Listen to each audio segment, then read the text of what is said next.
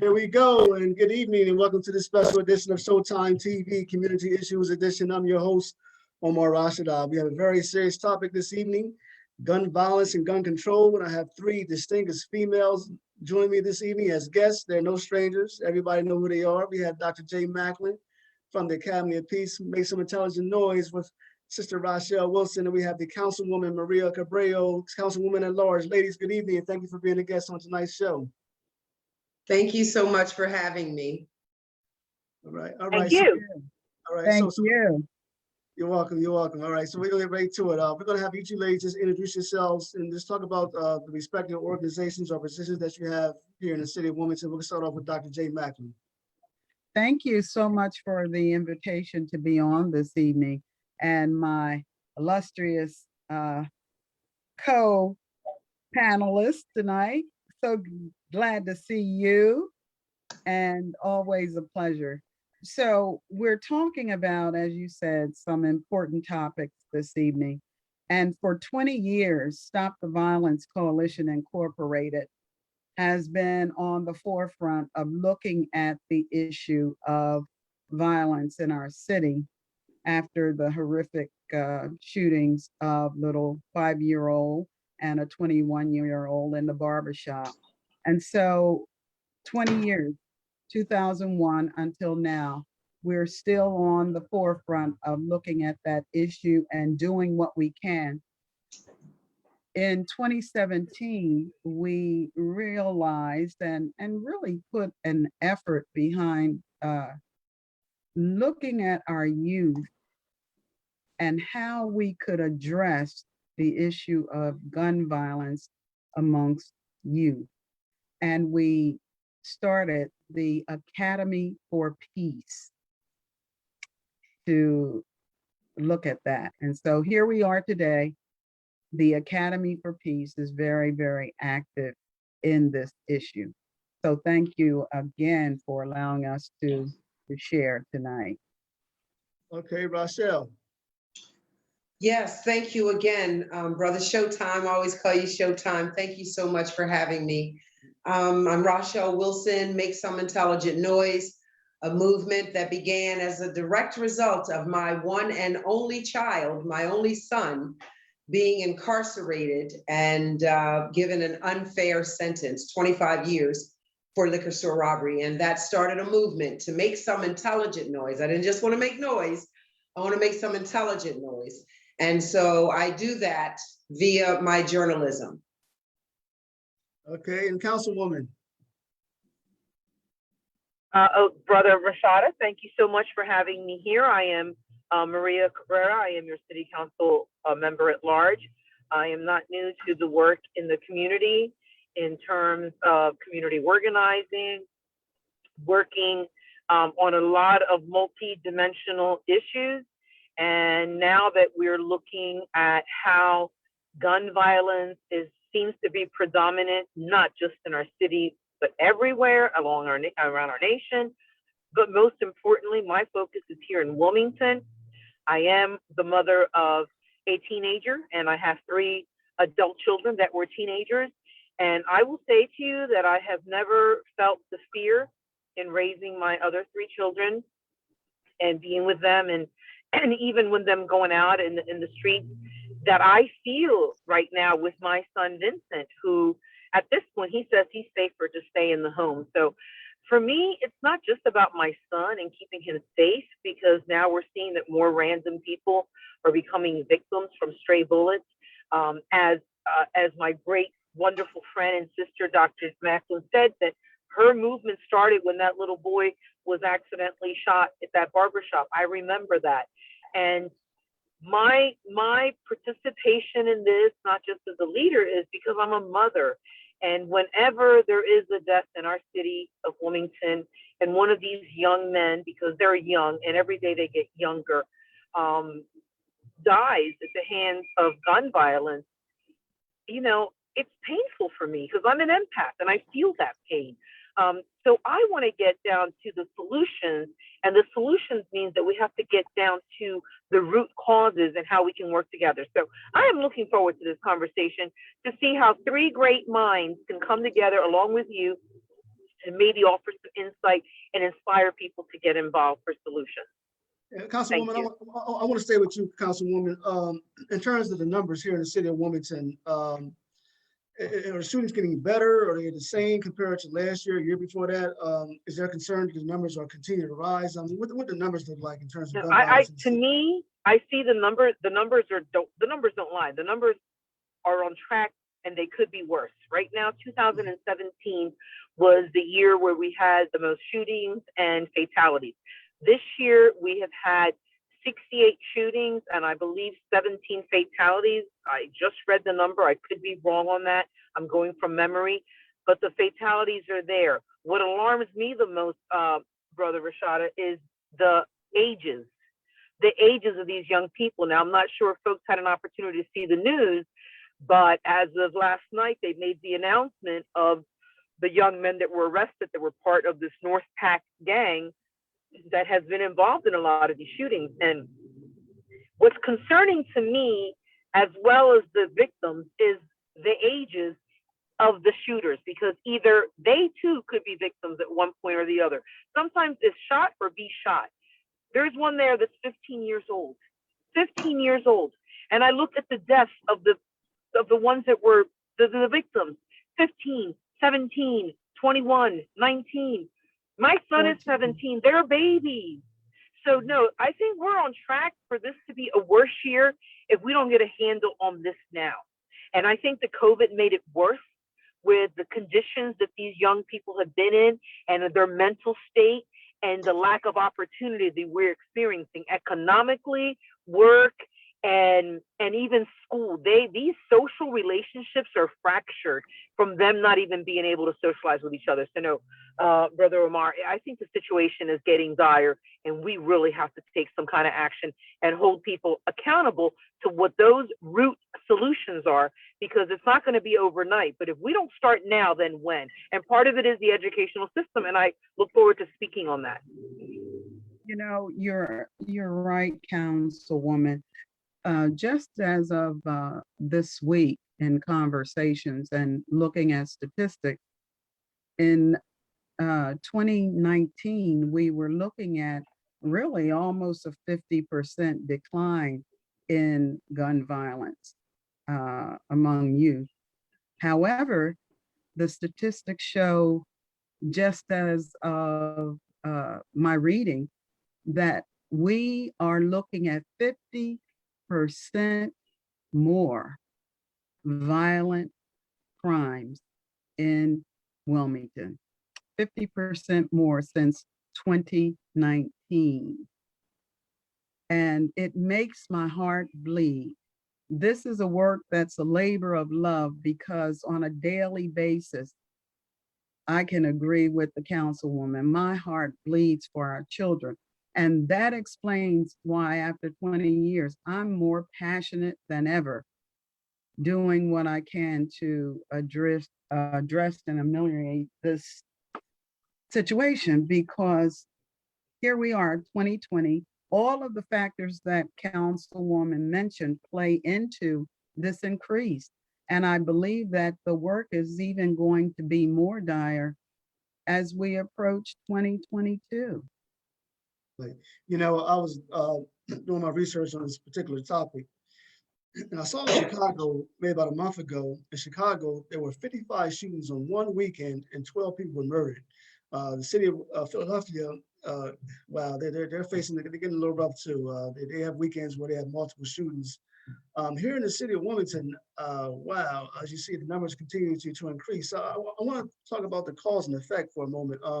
There was a time, when people had some beef, they would, fight, get it over it, maybe make up about a week or two later, and then it was all over. Wow, now you said about somebody shoot, they want to fight, they want to shoot you. So where do we go wrong in the community? I want to ask all three of you ladies, if you care to chime in, what happened to the days where it was a community, where it was a village to raise the children? We got to the point now where we just want to just shoot, and a lot of innocent people are being shot. I was just watching CNN, and I saw a 2-year-old toddler that was an innocent victim of a bystander. His family, they were coming from a basketball game, and the toddler got shot being an innocent bystander. So someone was shooting at another car, he accidentally shot the child. So now the parent had lost a 2-year-old child. So where do we go wrong as a society? Let's talk about the why. Let's talk about the cause and effect. Anybody, go ahead first. Let me just jump in there, because you said Okay. something very important that I've been studying while on quarantine in 2020 and now 2021. And this is one thing that became clear to me from following a teaching by a very close friend. And the notion is, we say, so what's wrong with us? But the question should be more, what happened to us? Because something happened that we're facing this issue at this rate. What happened to us? And of course, as Maria said, Councilwoman said, we have to look at the root cause, because as much as we want to put on blinders to violence, there are some systemic rationales, reasons why for what we're looking at as a major issue. So it's not what's wrong with us, it's what happened to us. I just wanted to throw that in there, because Okay, that sure. has been a deep learning for all of us, because we're pointing the finger and we're saying, what's wrong with them? But the question, more importantly, is what happened to them, and what can we do about what happened, what is happening, and what will continue to happen if we don't stop saying what's wrong with them. And Rachelle said something about her son being in prison 29 years. 29 years. What's right with that picture? Right. But the finger point is, what was wrong with him? Well, not what's wrong, it's what happened. Exactly. Thank Would you. you agree with Thank that, you. Rachelle?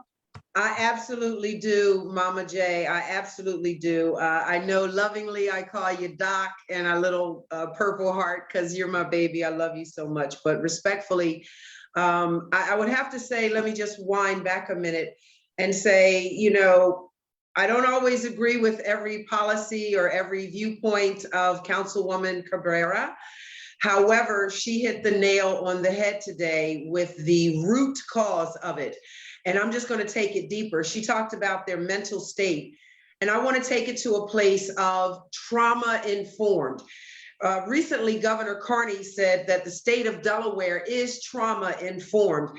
And I'd like to say that many of my people, Black, brown, and golden children, have been raised for 400 years under trauma informed circumstances. So this isn't just this generation. This is a wheel, a snowball growing generation after generation after generation that has now led us to this. And in all honesty, Showtime, I got to tell you, what we have on our hands now, these young boys, they are young warriors. They are young, you know, like back in the days of Africa, you know, in order to get your manhood, you would go out and hunt the lion and bring back the lion. And then that made you a man to the village. Well, there aren't any lions in the city to hunt. And so they're hunting each other. And so there we have our gangs, our North, our East, our West Side, South, whatever their names are. And they're hunting each other as a, you know, rites of passage, if I can use that word, and certainly I use rites of passage with love.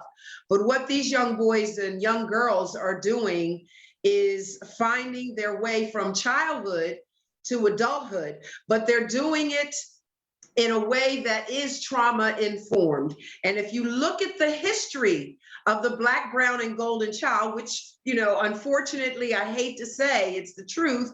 Many of our Black, brown, and golden children are the ones that are involved, are either the victims of a lot of the gun violence. So I have to use, you know, my own children. I have to put that in there and just say, and I'm coming to a close, so I'll let everyone else chime right in. But I think it's important to say, I agree with Councilwoman Cabrera. I also agree with Mama J. And I just expand on that by saying, we've got 400 years of being traumatized. So this really shouldn't be something new. And how do we break this from the root? We need to heal our children. We need to heal them as a family. And I don't even know where to begin with that, but that's what I see as the cause, effect, and solution. We need to heal the Black family. Well, I'm sorry, go ahead, Councilwoman. I was going to say, sounds like the ladies, we got this nail on the head. Now let's go a little bit deeper, because as my sisters just said, yes, we got to go to the root, but now it gets deeper than that. One of the things that I was working on during my first session on council, and one of the reasons I ran for mayor when I did is because I felt that a different perspective needed to be brought to the conversation, that a woman, that a mother had to kind of enlighten, and so that people can see this goes deeper than what you see on the surface. I took it down to the moms. And I literally wanted to start this movement. And there's some movements out there, and I'm glad to see that it grew. And it wasn't just my idea, and other places have done it. But I said, let's have a meeting of the moms. I call it my mom's project, because this is what I look at. The woman, for the most part, you know, we're the ones who really are the head of the household when it comes to how we set the pace in our family. And if you are fortunate enough, and there's a husband in the picture, and his mom and dad, he's still going to be out there being the breadwinner in some cases, and mom is the one setting the pace in the family. What happens when we have women like myself and others? We are single moms. We're out here struggling. We're trying to make it happen. There's so many things that happen to people that break them along the way. When I look at these women, and some of them are victims of abuse, then they self-medicate, which leads into the drug use and other things that happen. I look at the fact that we have broken people. And if the moms who are the ones raising these children, many of them alone with some support or no support, if you have broken moms, they're raising broken children. So we got to go deeper than what is going on with these kids and the resources they're getting. We got to take it right to the home. Because if we heal the moms and provide them with the help, whether it's therapy, mental health, physical health, the resources that they need so that they can manage, then maybe they would be healthier of mind, spirit, and soul, and they can raise those healthy, happy children that wouldn't have to turn to the street. Because when you look, and I was doing my research for this, some of these children, the people that are involved in this, you look at the home, having a stable home, a happy home, support at home is one of the solutions, and also one of the causes when they don't have that leads to being in this family that they have in the streets. Somebody's offering them something better. So that's what I'm going to leave you with that, because then we're going to get into the education and the schools. But that's how deep this goes to healing the moms. Broken moms are raising broken children. And that is where, as Rachelle said, the trauma-informed thinking, has to go deeper. And I just want to put this out there because, Academy for Peace, that's what we do. We try to look at peace in all of its perspective. And we're realizing that it's a holistic approach. That's why all of our programming, we engage the parents in it, because there's no need of dealing with the child if the whole family doesn't get the cure. And so let me just put this on the table for you as a way of looking at the deeper, as Councilwoman just said, which would be, what is violence? Why the violence? And so I studied this piece of violence, and I want to just put this on the table for you to think of, because all three of us just summed up the definition of violence in this perspective. So listen, I think it'll be helpful for those at home as well. Because when we think of violence, let me tell you, there are all kinds of faces that can be put on violence. But of course, we're talking about most often our faces, as you said. And so violence, any physical, emotional, verbal, institutional, which would be systemic, structural, or spiritual behavior, attitude, policy, or condition that diminishes. Now, here's the key. That's where the trauma comes in.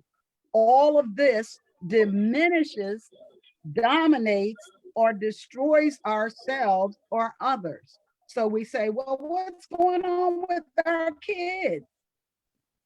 It crosses boundaries without permission. Yeah. Disrupts authentic relationships. As we talked about, the kids have been broken out of their natural flow of relationship, and separates us from other people, other beings, dehumanizes one's lifestyle and condition. Violence often erupts from feelings, listen to this, of fear, come on now, of anger. It can also be motivated by a desire for domination. And you talked about this, Rachelle, the culture, and or on the contrary, a desire for justice, a longing to put things right, to overcome the imbalance of power, to end victimization or oppression. It often provokes new violence. This spiral of violence is often propelled by social or personal reactive habits that are enacted in situations of conflict. So here it goes back to, it's not what's wrong with you, it's what has happened. And so violence is the condition of what has happened to a people. Yes. And what has happened to our people for so many generations, it's just, you know, in the churches and stuff, they call them generational curses. Well, the curses, you know, we can wind the wheel all the way back. And the farther you go back, the further you get deeper into the root, upsetting us and disturbing our natural flow of things by having a whole nother different nationality of people come to these lands, enslave us, and then we're over in Africa, we're selling slaves to people. All of these things cause trauma. From those generations to it went on and on in the history books, you know, the Jim Crow era until now. We've got massive incarceration, separating the father, the head of the household. And so sons are being raised by their mothers, single mothers, as Councilwoman spoke of earlier. But you're preaching to the choir, Councilwoman, like I've said it 1,000 times.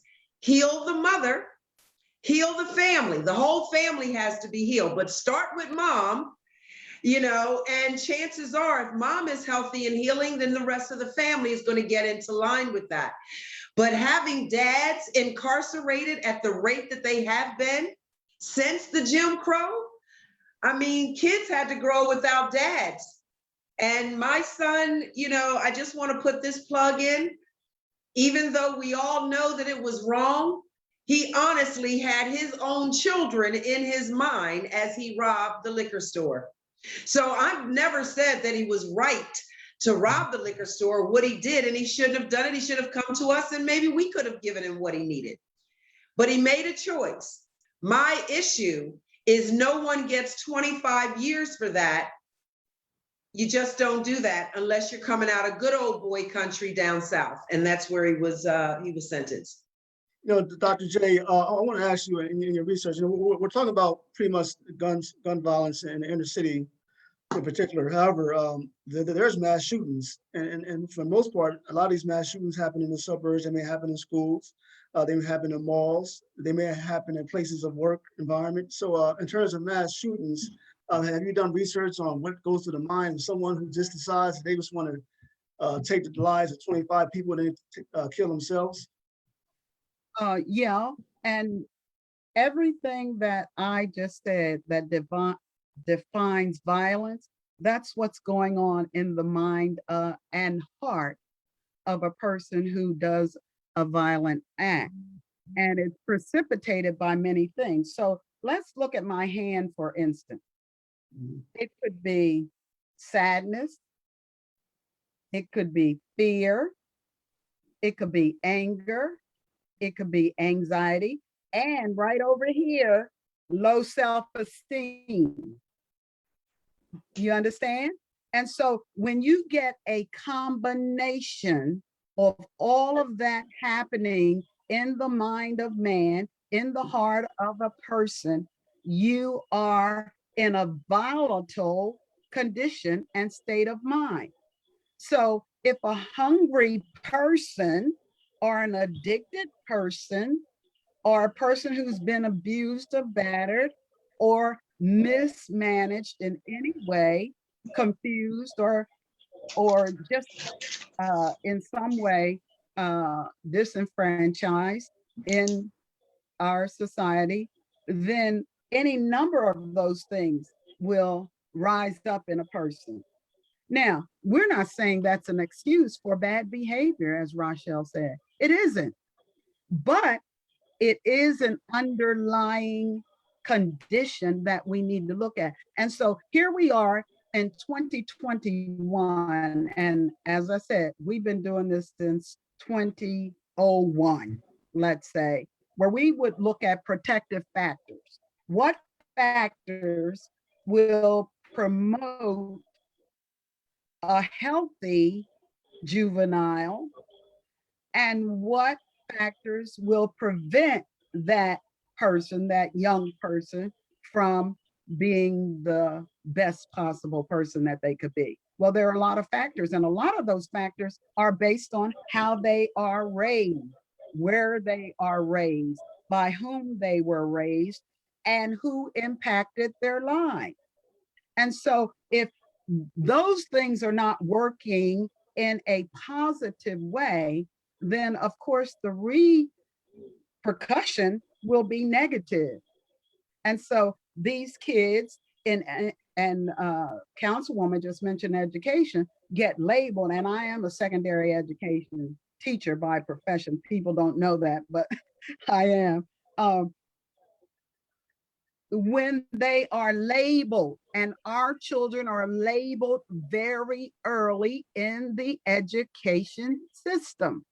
And once that label is placed on them, they are channeled, if you will, into a course of study that may not promote their best academic growth, nor their behavioral growth. Because when you're singled out, remember I said the baby finger is what? Low self-esteem. Right. So if you're facing low self-esteem and you're in, remember back in my day, you were in the IP class. Mm. Mm-hmm. And if Yes, you were special in education. IP, of course, you were thought to be less than. And if you even had the potential to aspire to do better, you never did. Why? Because you have been labeled. And so once self-esteem is damaged, I call that, as a clergy, damage to your soul. And so you hit the nail on the head, right? You know, when you said, Rachelle, there is a damage to the human soul that must be healed, must be looked at, not in a way that we're looking at it by tossing money to it all the time, though it takes money to do work. But at the same time, it takes a change in the human condition to promote peace, because peace is an inside You know, job. Dr. Yes. J, When Dr. J, just yeah, with the labels, those same children that are labeled as IEP, special education, are the same ones who get more suspensions. They're the same ones who be labeled as ADHD, and they're the same ones who be sent to Ferris. So I agree with you 100% on that. Yeah. well, that's a whole nother thing, exactly, because we know that in our community, even in the medical situation, our children, if they are diagnosed ADHD, then they are placed on medications that may lead to other things. And some people may argue with me about that, but I believe it. And anything that you have to be introduced to will either prevent something or provide something or provoke something.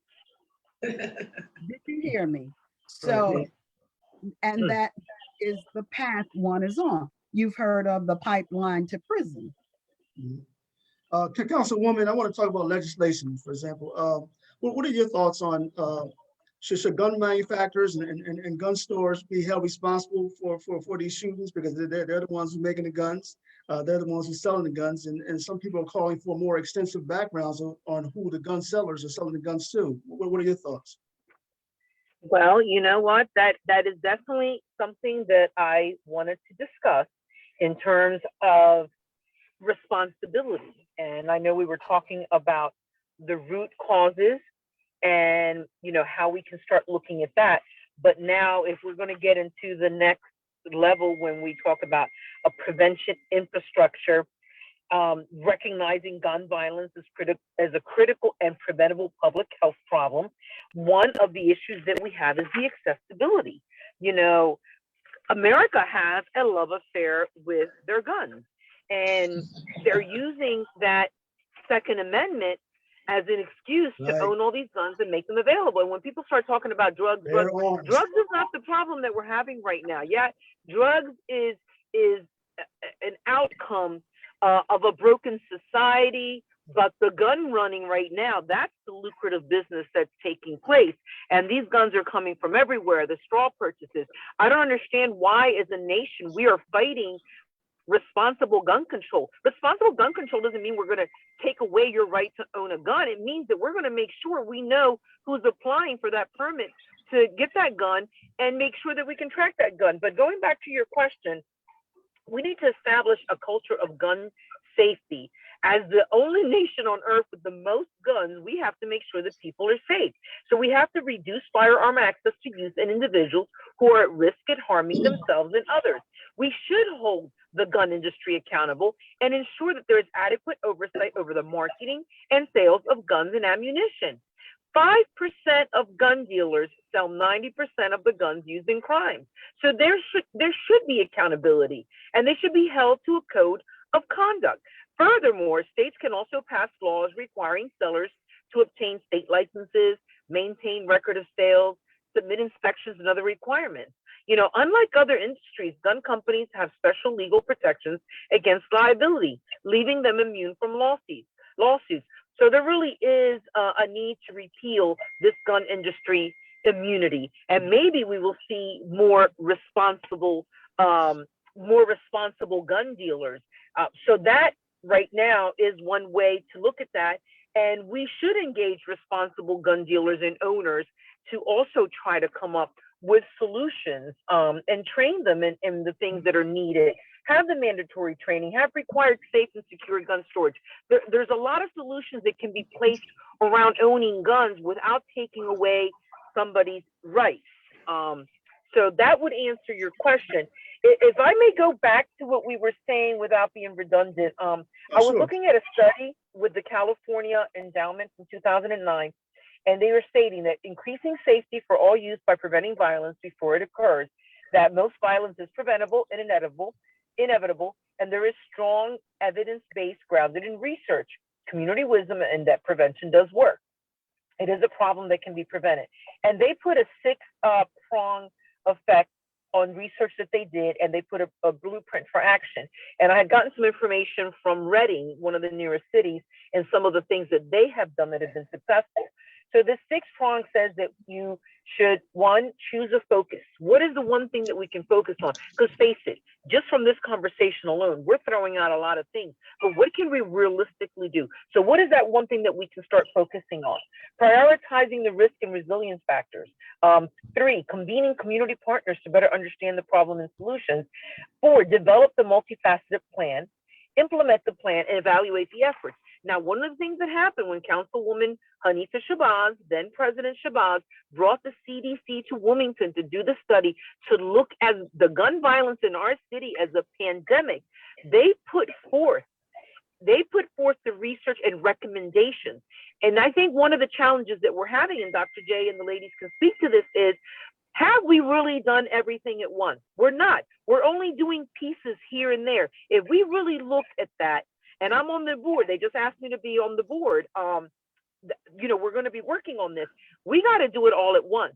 One of the things that bothered me the most was when we put together the Wilmington Education Committee, and they put forth recommendations, and then the state, instead of taking those recommendations, they chose 12 people to review the recommendations, and none of them were necessarily parents and educators, business people, like who probably don't even have children in our schools, and they said, no, we can't implement these. You know what my biggest thing that crawls up my what that bothers me is? Why do we have 19 school districts? Look at all the money that is placed in paying superintendents 6 digits and their assistants and their deputies and the staff and their buildings and their benefits. Started out. Did you hear the cha-ching? Why are we spending that much money in 19 school districts when we should have less than that and put that money and invest it in educating our children and making sure that the city of Wilmington children who live in the highest rate of poverty, who are the most at risk, have the necessary tools that they need, meaning having some of these additional resources in the schools, because we know they're already coming from homes that have what we just discussed, the broken moms, the structure isn't there, the resources and the support has to be a complete holistic approach. It's not a one solution only. Leaving it at that. Right. And I simply must say, bravo. She aced that. You aced that, Councilwoman Cabrera. Thank you, lady. Rachelle, you might add that there are many single moms who are doing a wonderful job, but there's many who need the assistance that we're not able to provide because we are fragmented in our service delivery. Service delivery is needs a holistic approach. And one of the things that and this is so important because I know Councilwoman Cabrera, she keeps track of what we've been doing for the last 20 years because she shows up.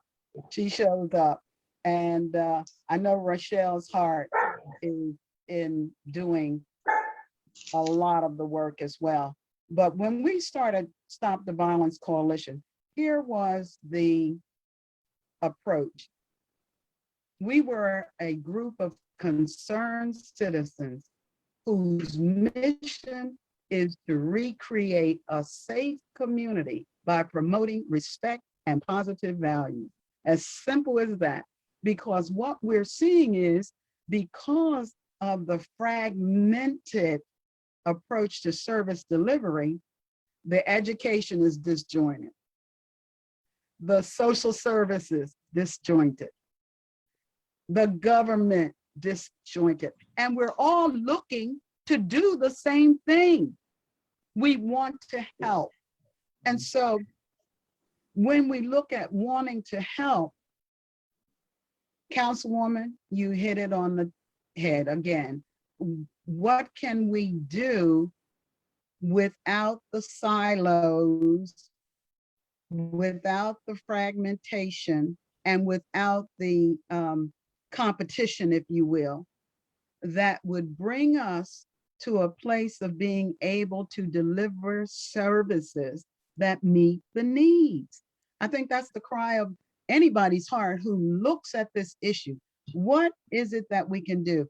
Now, when we talk about looking at the holistic approach, that was the thinking behind the Academy for Peace, because violence begets more violence.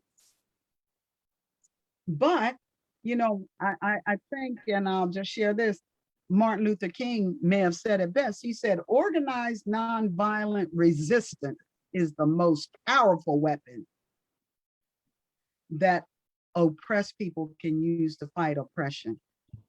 That we can use to fight violence is a movement, an effort, a collective community effort that will recreate a safe community. Because guess what? We used to have a safe community. My mother talked about the time when you could leave your door open. And you knew that when you came home, your stuff would be there and you would be safe. Now, old people can't even go out to church. So there's something that we are missing. It's something that we need to take a look at, and it's called pursuing peace. How do we do that now? How do we look at the systemic operation of almost every system that affects our community and do exactly, and I commend you, Mr. Omar, for even having this conversation, because that's what it's going to take. That's what it's going to take, because separation and a disconnect of all of the factions that want to do something, not coming together, will leave us in the condition that we're in until we realize that there is an answer. And that answer we're still grappling with, we're still looking for. But I'll tell you, for me, it's always going to be peace. And it begins with each one of us, because it has to begin there so our children can see it. So I'd like to chime in, if I could. Permission to chime in? Chime in. It's all yours. So I just want to say this, if you just follow me for a minute, the bouncing ball, and I'm sure that all of us here, we may have some knowledge of that about this, but for your listening audience, they may be able to relate as well. So as a former educator, there was a time in my career when I had the job of going to people's houses. For the certain particular children, I had to go to their homes and make sure that things in the household were as they should be, that were most conducive for that child's best learning and education. So I have been in homes where here's the scenario. You open the door, I walk in, there's grandmom is sitting over in the corner watching television while mom is trying to answer the door, and she's got a 2-year-old tugging on her. She's got Johnny, who's maybe 14 and 15, and little Frankie, and he's maybe 9 or 10, and the dog is running around, and she's just got home from work, and so the house isn't clean, the trash isn't out, and she's pissing, like screaming bloody hell at the kids until she tells them, well, just get out of here, just get out of the house and go outside and play. So her frustration with everything that's going on, and I won't say kicking the kids out of the house, but just for a Calgon moment, she's got to tell the kids to get out of the house. And so what do when they get out of the house? I think that if we could find a solution for these two boys, and I'm reliving an experience, but if we could find a solution, where do those two boys go, or two girls, or boys and girl, whatever, where do they go when mom says, just get out of the house. Or when, we all saw the movie Precious. We know that sometimes children are abused in the home, whether it's emotionally, psychologically, sexually, and in so many other ways, abuse can be taking place in a home. And so where does a child go when there's no love or they don't feel the love from home? And where do they go? They usually congregate together and become a gang of whatever name they want to be. But if there was an alternative, a safe haven, a place where young people can go when they don't feel love, they call it the love house, I don't know, with all of the resources that are available to them. We've heard it said that an idle mind is the devil's playground. Well, that might be debatable.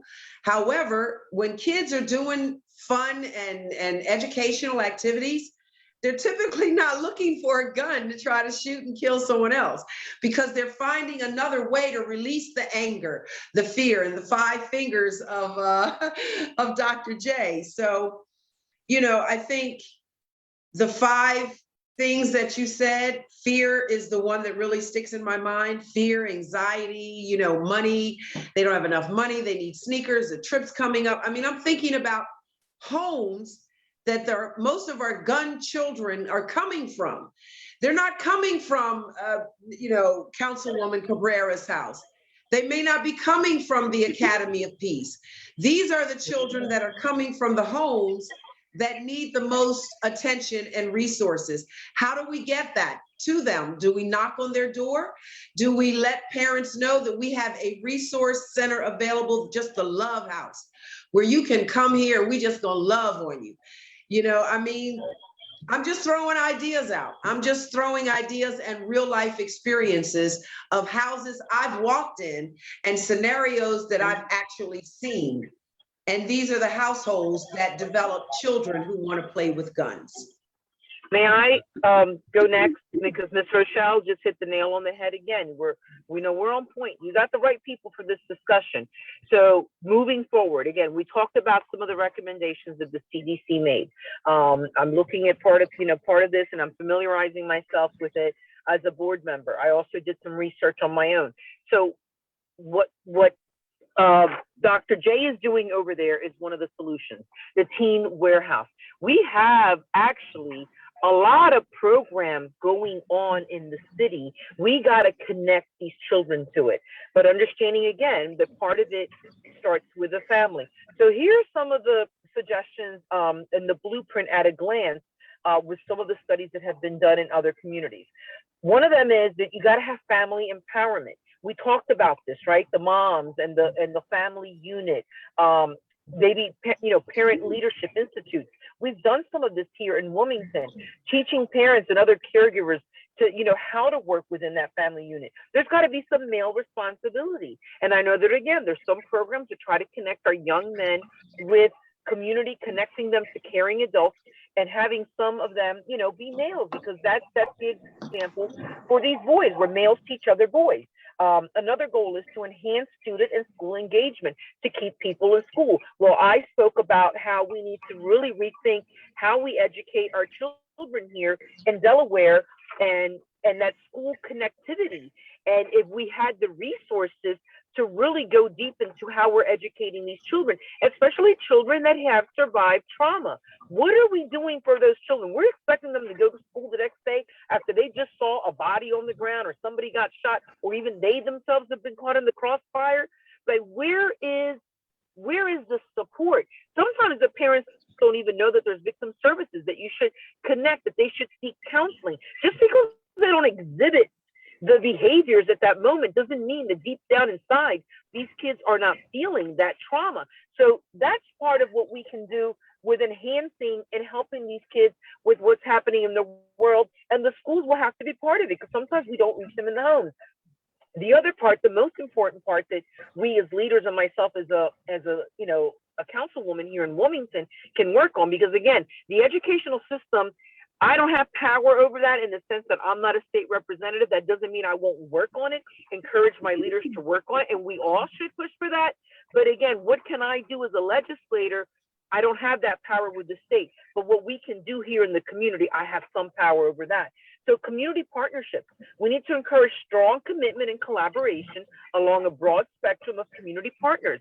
And we do have some excellent groups now. The Teen Warehouse, I just had a tour of that. That's an amazing facility. So we got to connect our people there. But in order to do this youth development and address violence, that includes connecting the local government, the businesses, schools, faith groups, community, the churches, great resource, community-based organizations like Dr. J, the media, grassroots groups, and community residents, especially adults and youth together.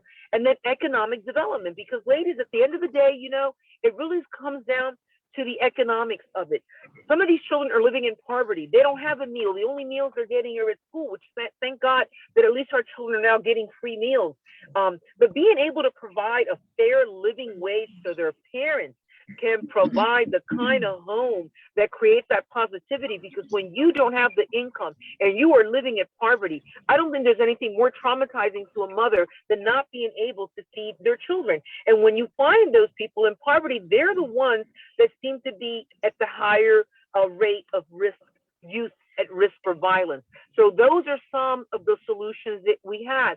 And I'm going to put this out there because my son recently, and only because I saw an email and I try to put the information out there, sometimes we just don't know what's going on. There's a lot going on in our city. As a councilwoman, I'm trying to familiarize myself with it, share the information. But I saw an email come through that Buccini Poland Group, who's the developer developing a lot of areas in Wilmington, put together Buccini Poland University for City of Wilmington youth so they can learn about real estate development, property management, paying them as interns to do this.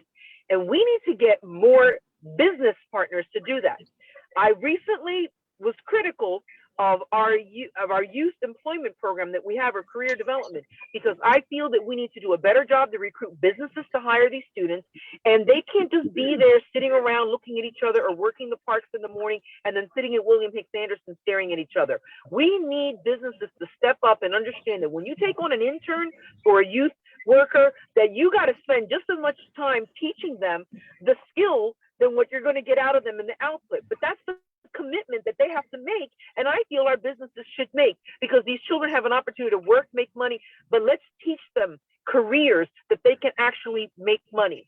So during the cable and communications meeting where I'm a commissioner, one of the things I suggested to Red Clay, who has the TV program, the educational channel, to DETV, to Ivan, and even to Twin B, get these kids and the Wilmington WITN, get a handful of kids and teach them about television production in front and behind and the editing, because now you're teaching them a skill. Teach them to fish so that they can ride. That sounds very familiar, Ms. Cabrera. Actually, Dr. J and myself and a host of other really dedicated educators, we have a plan like that. It is sitting on Mayor Przicki's desk, and I won't say anything else about that. Okay, Councilwoman, I want to go back to you right quick. Summer jobs, it's summertime now. What's the summer jobs look like for the youth and the teenagers out there? And also, is there a plan in place that the city is going to hotspots where concerned residents say, you know, there's so much gun shooting going on in the community, we want more police presence?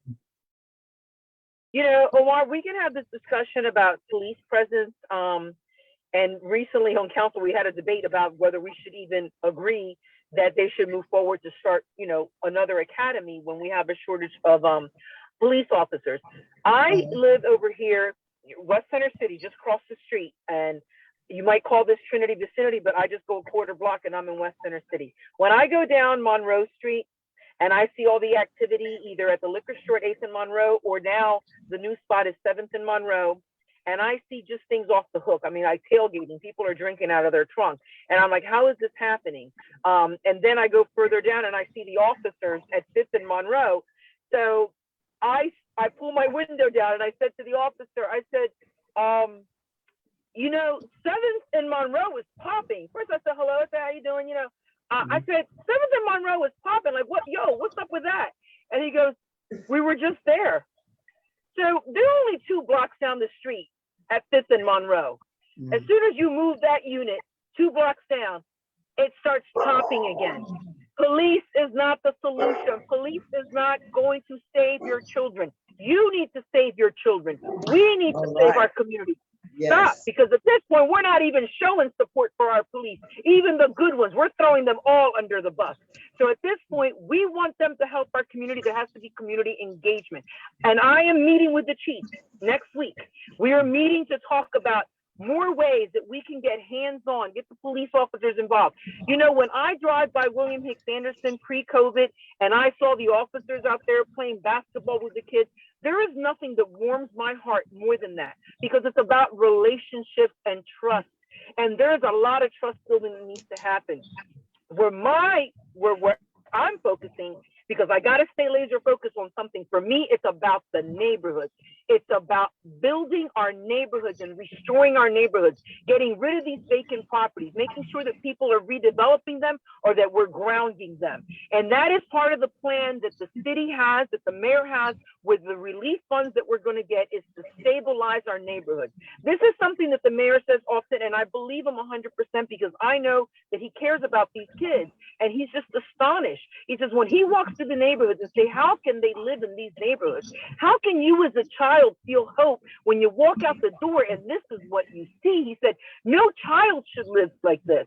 No child should live in a home that's not safe and up to code, which is why I pushed so hard to get that blight bill through, to hold landlords accountable for keeping these homes in livable conditions. Just because you're poor doesn't mean you got to live in trash and a house that's falling apart. Why do we keep demonizing poor people like some of it is their choice? Like, people were born into poverty. They're fighting to get out of it. They should have a clean home if they're paying rent. These landlords are business owners, and they should keep their properties up to code. And it increases the values of our neighborhood, and we should help people become homeowners. So that is my focus. But these children need safe and clean communities to live in, because that's part of the problem too. So that is where I think our focus should be, Omar, not so much in more policing. Yes, those relationships need to be built. And the city has the technology to see where the crime spots are, where the hot spots are. So it's not like they're not focusing on it. But man, they move from one corner to the other, and it gets hot again. So guess what? Let's not make it hot. Let's us be out there. Let's sit. Let's be vigilant. I always say, plant a garden, because if you're out there gardening, you're outside. And when there's eyes and there's ears and there's lighting and people, there's crowds gather, that violence isn't going to fester in that neighborhood. You know where it festers, where the most shootings happen, where you have the most vacant properties, and where those blocks are the most dilapidated. And I can show you the crime stats to prove my point. And I physically would go to every shooting in Wilmington when I was first a councilwoman. And what did I see? A common denominator, and most of them, a vacant property. The next common denominator, a liquor store. And the next one, a corner store. And if these businesses can't run responsible businesses, then we need to shut them down. Right. Okay, so going back to the summer jobs, is there summer jobs for the youth and the teenagers? People may want to know. Yes, they should go to the City of Wilmington site. I'll look up the site and I'll give it to you, but they should register now and get these kids in there, because there are summer jobs, not just the City of Wilmington, but also Newcastle County. Okay, gotcha. And you know, the jobs are going to go quickly. So yeah, this year there's an opportunity for them to work and make some money. I'll give you the link. I'll look it up right now. Okay, thanks. Dr. J, the churches, what role does the churches have in terms of bringing peace in the community? You talk about peace. So the churches, should more of the churches go out to communities and talk to people, invite them inside the church? What role does the church have? Well, you know, you must remember that the church has always had a role in promoting peace and nonviolent resistance in our community. One of the things that's very clear to me is we can't forget that the very children that are involved in some of the crime, their parents go to our churches. Okay. And so for me, it's a collective, it's a holistic approach. We need our churches, we need our schools, we need our clergy, we need our politicians, we need our community at large to collectively look at ways to address the issue because it's everybody's problem. It's the business community's problem. Because if you don't have a good tax base and good housing, no one's going to be in the city but the people that Maria just pointed out. And with that, you can't develop a good education system. It all takes the whole family of man, I like to call, to promote peace. And it has to be a joint, collaborative effort of everybody realizing that it's not just one person's issue. It's not just one issue. It's multifaceted, facing us on all levels. And so with that being said, I think tonight, I mean, we're just scratching the surface, but I think we're raising some conversation. And one thing is clear to me, until people talk it out and realize that everyone must have a voice, we won't make any difference whatsoever. You know, I was thinking about, you said, what can we do to make a difference? My hope, vision, and desire through the Academy for Peace is to be a place where Rachelle said people can come and feel peace, number one. Number two, they can come and feel that they're safe, number two. And number three, they know that there's love there. Because the absence of war doesn't always promote peace. What promotes peace is understanding who you are, why you are, and how you fit into the whole scenario of life. And so that would be my desire to see. When we talk about the kids in the summer youth program, I'd like to see all of the kids who go into the summer youth program, who will be working in the parks and sometimes sitting with time on their hands. I'd like for them to have pre-courses of a winning attitude. I'd like for them to have pre-courses of how to budget the money they will be getting.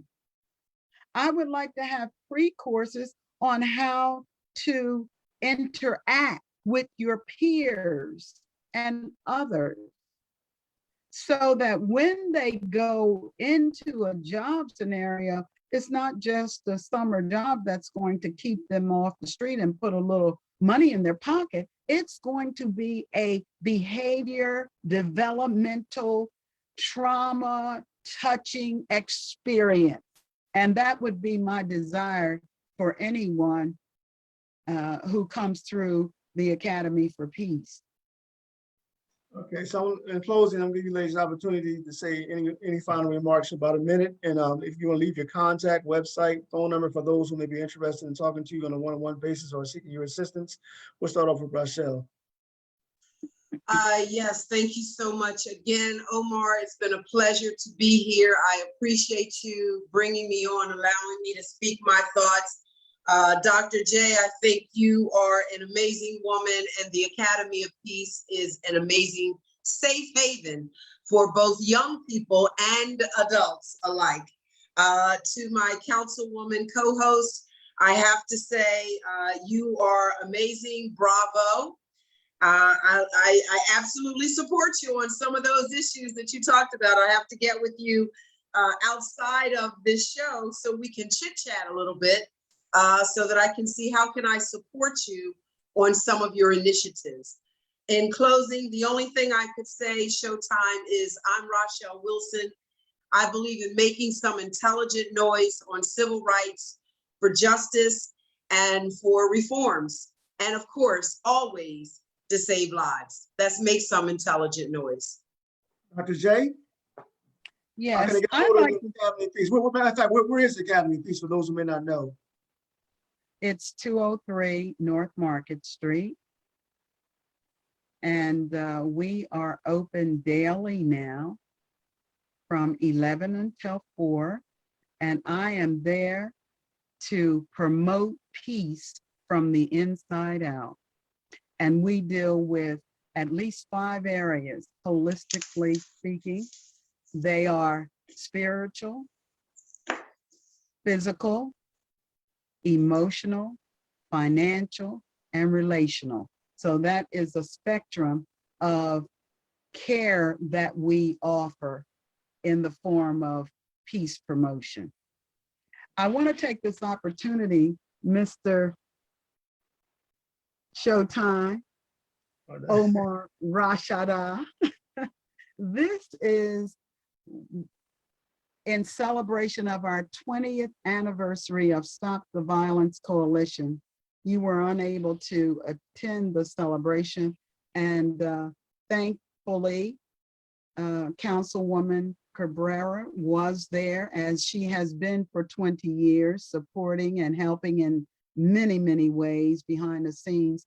And we named her as well a drum major for peace, and gave her flowers while she could live. And I want to do the same with you this evening. This is a certificate presented to you from Stop the Violence Coalition on our 20th anniversary. It says Stop the Violence Coalition Incorporated Academy for Peace presents this certificate of appreciation to Omar Rashada as a drum major for peace. Oh, wow, In thank you. in recognition of our Bravo, bravo. Oh, bravo. I never expected recognition of 20 years of service promoting peace and anti-violence. God bless Great. you. Thank you so much. Okay, And thank you. Councilwoman, likewise to you and my baby bear, Rachelle Wilson, always Yes. continue to make some noise. All right, I'll come Yes. by, see you this week, Doctor. Thanks so much. I'll stop by this week. Thank you Okay, so much. Councilwoman, you have any final comments? How can people contact you if they have any concerns or questions or comments, likes, shares, subscribes? Yes, sir.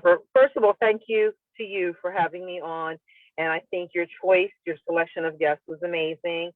I am also looking forward to working with Miss Rachelle, because great minds think alike. So when you have a passion and you realize that, you really want to help people, it's interesting how we're not far off in our concepts and theories and our passion. So I'm really looking forward to working with you, Ms. Rachelle, because I don't think we've had the pleasure. And of course, Dr. J, you can always count on me to continue to support your efforts. And I thank you. I am your councilwoman at large, which means that I am citywide. I can be reached at the council office at 302-576-2140. My email is mcabrera@wilmingtonde.gov. And you can also find me on Facebook, where I have shared your information. I shared the show tonight. I also put on there the link for the youth employment, but you know what? That recruitment took place in April, and the deadline has come and gone. But I would still encourage the students to reach out just in case there might still be some openings if we didn't get a lot of names. So in closing, if I could just, go back to the topic of today, prevention does work. And I just want to share with you that if we do have the street outreach and conflict interruption, which I know we've done before, that these models have been proven to reduce shootings by 41 to 73%. Schools can also help reduce violence by 15% in as little as 6 months through universal school-based violence prevention efforts. The city of Minneapolis has documented significant decrease in juvenile crime since implementing its 4-point public health-based violence prevention blueprint for action, which we can also look up to see what that is. They target it on certain neighborhoods, which we can do the same thing here. And cities that have more coordination, communication, and attention to preventing violence have achieved lower violence rates. So it has been done in other places. It can be done here, but the time is now for us to come together, because how many more children must we lose?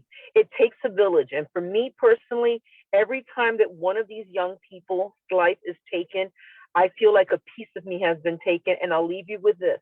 The way I look at these lost lives is that we have lost potential. When one of these young people die or one of them goes to jail, because they are both victims if we really want to keep it real. We have lost the possibility of what that young person could have achieved in this lifetime, of whatever cure for a disease or whatever invention he may have brought or whatever kindness he may have shared that could have saved the life. We have lost potential, and we lose out as a society when a life is taken before its time. So let's look at it in that perspective instead of, oh, these are just a bunch of hoodlums and this and that, and they're up to no good. These were children, and they were not born this way. They are a product of their environment and their society, and we are as much at fault for that. And if we are inactive and we don't take the necessary action to save their lives, shame on us. And that is what I'm going to leave you with. We must do better. We are failing our young people. Councilwoman, what's your contact? I gave it in the beginning, 302. Oh, okay, what is this? 576-2140. That's the city Okay. council office. Tracy got you. Owens will answer the phone, and she's amazing at getting a hold of me. I am on Facebook, Maria D. Cabrera, and my email is mcabrera@wilmingtonde.gov. Omar, you know everybody knows how to get a hold of me. All right, ladies, thank you all for being a guest tonight. You're all wonderful. For the audience, please like, subscribe, and share. Ladies, I'm quite sure that I'll probably invite you once again for another topic. So stay blessed, and thank you all so much. Thank you. Thank you Thank so much you. to you. Thank you. Thank you, ladies. Always a Thank pleasure. you. Peace and Bye, grace. Dr. Rachelle. You know, you can always come get on the deep blue sofa at the Academy for Peace. All right, ladies, Bye-bye. stay Good safe. night. See ya. Bye-bye.